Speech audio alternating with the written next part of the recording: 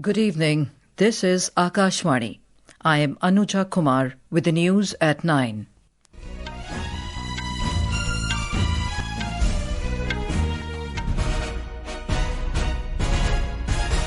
The headlines. Prime Minister Narendra Modi inaugurates world's tallest railway arch bridge in Jammu and Kashmir. Says youth of the Union Territory made up their mind to give befitting reply to terrorism. Prime Minister Modi to attend G7 summit in Kananaskis receives invitation from his Canadian counterpart. RBI cuts repo rate by 50 basis points to 5.5%, slashes cash reserve ratio by 100 basis points. Markets rally after RBI's rate cut announcement. Bangladesh's interim leader Muhammad Yunus announces elections next year. And in French Open tennis, Carlos Alcaraz enters men's singles final beating Lorenzo Musetti.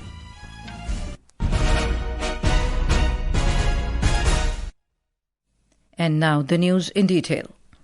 Prime Minister Narendra Modi has said the mega infrastructure projects inaugurated today mark a turning point in development journey of Jammu and Kashmir. The Prime Minister today launched multiple development projects worth over 46,000 crore rupees in the Union Territory. These are Chenab Bridge and Anji Khad Bridge in Katra, Udhampur-Srinagar Baramulla Rail Line Project, 2 Vande Bharat trains and foundation stone laying of a new medical college in Jammu. Highlighting that the state-of-the-art Chenab Bridge will improve connectivity between Jammu and Srinagar, the Prime Minister said the Udhampur-Srinagar Baramulla Rail Line project is a symbol of a new, empowered Jammu and Kashmir and a resounding proclamation of India's growing strength. Kashmir से कन्याकुमारी ये अब railway network के लिए भी हकीकत बन गया है। उधमपुर, श्रीनगर, बारामूला ये रेल लाइन प्रोजेक्ट ये सिर्फ नाम नहीं है, ये जम्मू कश्मीर के नए सामर्थ्य की पहचान है। Prime Minister Modi also said that India will not bow to terrorism, adding that unfortunately our neighbouring country is against humanity and even against the livelihood of the poor.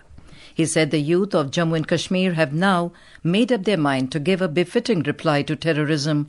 Mr. Modi said Pakistan attacked both Insaniyat and Kashmiriyat in Pahalgam, targeting the tourism sector that provides livelihood to many Kashmiri families. ठीक 1 महीने पहले पाकिस्तान के आतंकियों पर कयामत बरसी थी। अब पाकिस्तान कभी भी ऑपरेशन सिंदूर का नाम सुनेगा तो उसे अपनी शर्मनाक शिकस्त याद आएगी। पाकिस्तानी फौज आतंकियों ने बरसों की मेहनत से उन्होंने आतंकी जो इमारतें बनाई थी कुछ ही मिनटों में खंडहर में बदल गई है। Recognizing the hardship faced by over 2,000 families affected by shelling, the Prime Minister also announced additional financial aid for families whose homes were damaged due to cross-border shelling. जिन लोगों की क्रॉस बॉर्डर फायरिंग में मृत्यु हुई है, उनके परिवार के सदस्य को नियुक्ति पत्र सौंपे गए हैं। शेलिंग से प्रभावित परिवारों को आर्थिक मदद दी गई थी। जिन घरों में बहुत ज्यादा नुकसान हुआ है उन्हें अब 2 लाख रुपए और जो घर आंशिक रूप से क्षतिग्रस्त हुए उन्हें 1 लाख रुपए की सहायता अतिरिक्त दी जाएगी। More from our correspondent. Prime Minister Narendra Modi interacted with school children who were on board Katra-Srinagar Vande Bharat Express. Sharing her experience with Akashvani News, Winnie Kaul, a student of class 10th, said that the Prime Minister has brought changes in Jammu and Kashmir through development. मेरा नाम विनी कौल है और मैं DPS Katra की छात्र हूँ और मैं सबसे पहले तो अपना आभार व्यक्त करना चाहूंगी प्रधानमंत्री जी को कि उन्होंने अपना कीमती वक्त निकालकर वो हमसे मिलने आए और ये पूरे देश के लिए एक बहुत ही ऐतिहासिक पल है। और ये जो ट्रेन है जो कश्मीर से कन्याकुमारी तक जोड़ती है, इससे न केवल टूरिज्म बढ़ेगा बट इसके बहुत सारे और भी बेनिफिट्स है। इससे एक नेशनल यूनिटी हमारी बढ़ेगी। The Prime Minister also laid the foundation stone of Sri Mata Vaishno Devi Institute of Medical Excellence in Katra, worth over 350 crore rupees. It will be the first medical college in Riyasi district, contributing substantially to the healthcare infrastructure in the region. In a major boost to last mile connectivity, especially in border areas, he also also laid the foundation stone and inaugurated various road projects. Anand Kumar for Akashvani News, Katra. India has undergone a decade of remarkable transformation driven by the principles of Seva, Sushasan and Garib Kalyan. Akashvani News brings you a special feature on the government's efforts over the last 11 years across key sectors. Today we focus on cultural heritage preservation, a key to reviving India's civilizational pride.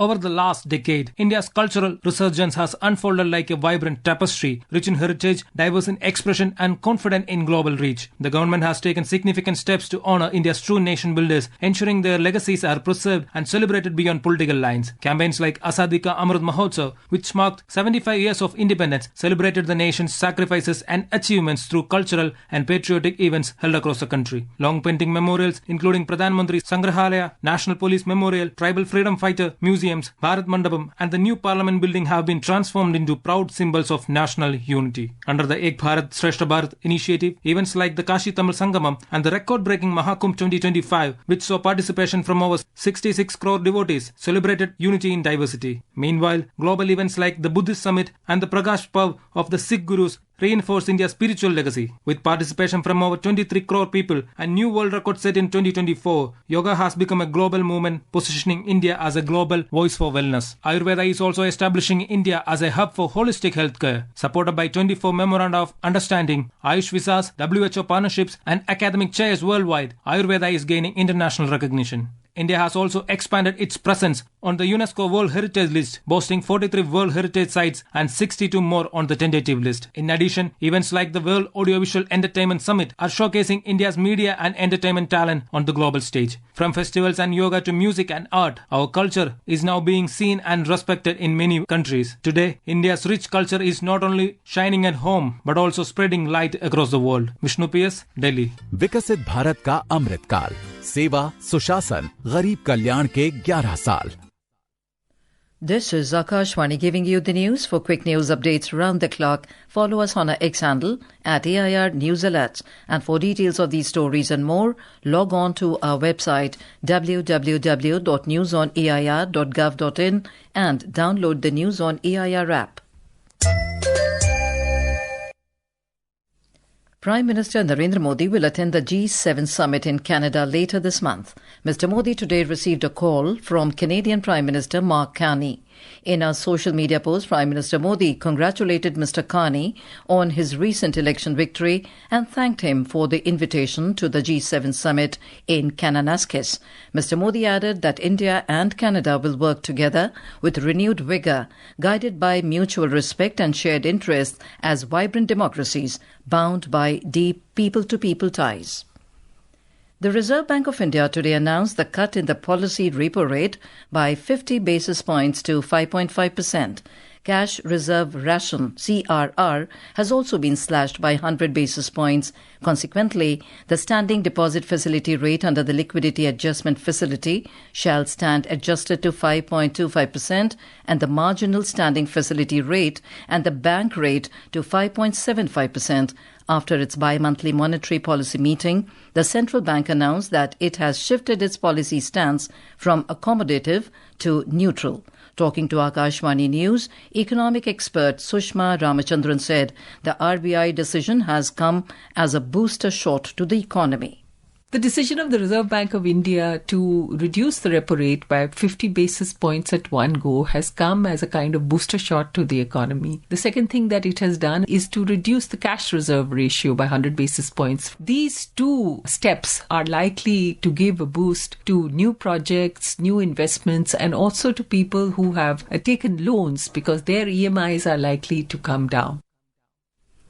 Benchmark domestic equity indices ended the week on a firm note, rising nearly 1%. A report. The 30-share index at the Bombay Stock Exchange, Sensex, surged 747 points to close at 82,189. The National Stock Exchange, Nifty 50, also climbed 252 points to settle at 25,003. In the forex market, the rupee today appreciated by 16 paise to end at 85 rupees and 64 paise against the US dollar. In the Indian bullion market, 24-carat gold was trading at 97,930 rupees per 10 grams, while silver 999 fine was trading at 1,05,890 rupees per kilogram a short while ago. Brent crude was trading at $65.48 per barrel. Niharika Bhuvania for Akashvani News. Union Minister for Minority Affairs Kiren Rijiju has hailed the launch of the Umeed Central Portal as a significant step in implementing the Waqf Amendment Act. In an exclusive interview with Akashvani News, he emphasized that Umeed Portal is aimed at digitizing Waqf property management and empowering the Muslim community. He added that it will bring efficiency and transparency to Waqf property management, benefiting underprivileged women and children from the community. आज जब हमने portal launch किया तो इसका नाम है उम्मीद central portal और ये उम्मीद है unified Waqf management efficiency empowerment and development का जो थीम के साथ काम कर रहा है। इसमें देश में जितना वक्फ प्रॉपर्टी है आज तक जो रजिस्टर्ड है, रिकॉग्नाइज्ड है, आइडेंटिफाइड है, उसका आज से जितना मुतवलिस है उनको कहा गया कि पोर्टल पे अपलोड करना शुरू कर देंगे और 6 महीने का वक्त दिया है। This exclusive interview will be broadcast on 100.1 FM Gold channel and the entire network of Akashvani at 9:30 p.m. today as a part of the special series Viksit Bharat Ka Amrit Kaal, Seva, Sushasan, Garib Kalyan Ke 11 Saal.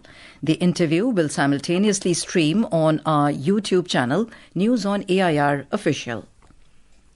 Commerce and Industry Minister Piyush Goyal termed India's foreign direct investment FDI journey as truly transformational. He was speaking at an investor roundtable through a video message. The minister emphasized that India's FDI success story is a reflection of visionary reforms, policy, clarity, and the global community's trust in India's economic future.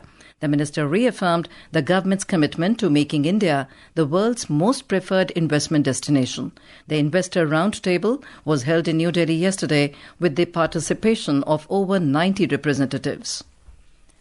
A Delhi court today extended the judicial custody of 26/11 Mumbai attack accused Tahavur Hussain Rana till the 9th of next month.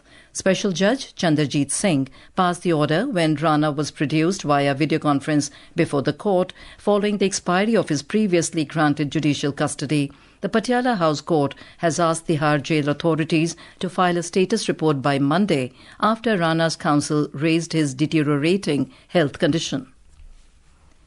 Chief Advisor of the Interim Government of Bangladesh, Dr. Muhammad Yunus, has announced that the country's next national elections will be held in the first half of April next year. Delivering a televised address to the nation on the eve of Eid al-Azha, Dr. Yunus said the Election Commission will provide a detailed roadmap for the elections at an appropriate time. The Chief Advisor added that the government is taking all necessary measures to ensure a favourable environment for the polls.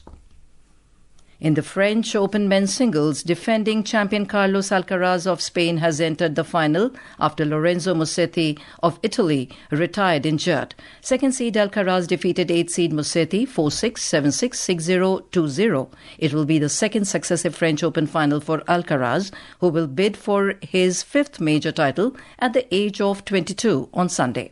In another men's singles semi-final, Yannick Sinner will take on Novak Djokovic tonight. India's campaign at the Indonesia Open Badminton came to an end today as the top-ranked doubles duo of Chirag Shetty and Satvik Sairaj Rankireddy went down to Malaysian pair. And on the eve of Eid al-Zuha, President Draupadi Murmu has extended heartiest greetings and best wishes to all the citizens of the country and Indians abroad, especially the Muslim community. In her message, President Murmu called the festival a symbol of sacrifice, faith and humane values. And now, before we end the bulletin, the headlines once again.